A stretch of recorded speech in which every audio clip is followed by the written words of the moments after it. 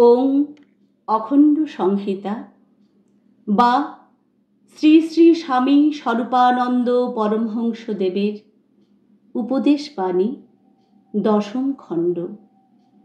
ভাবী সন্তান সম্পর্কে মানবের দায়িত্ব।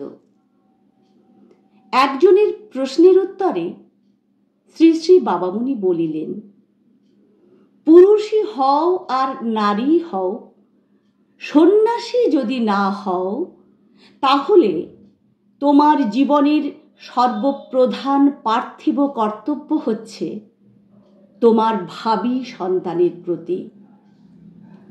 কেমন ধারার জীবনযাপন করলে তুমি বলবান, বীর্যবান, উচ্চাকাঙ্ক্ষ, তেজস্বী, কর্মঠ, সহিষ্ণু, সদাচারী, পরহিতব্রত, মহাপ্রাণ পুত্রকন্যার জনক বা জননী হতে পারো, তাই হবে তোমার সবচেয়ে বড় অনুসন্ধানের বিষয়।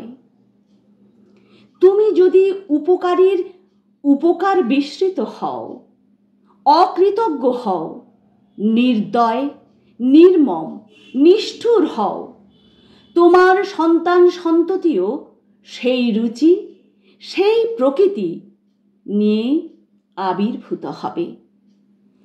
তার ফলে মানবের সমাজ নারকীয় সমাজে পরিণত হবে।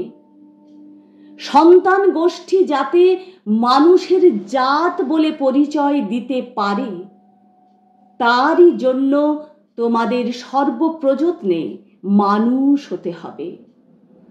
এই একটি মাত্র কথা মনে রেখেই প্রত্যেকের জীবনে প্রত্যেকটি কর্ম পরিচালন করা কর্তব্য।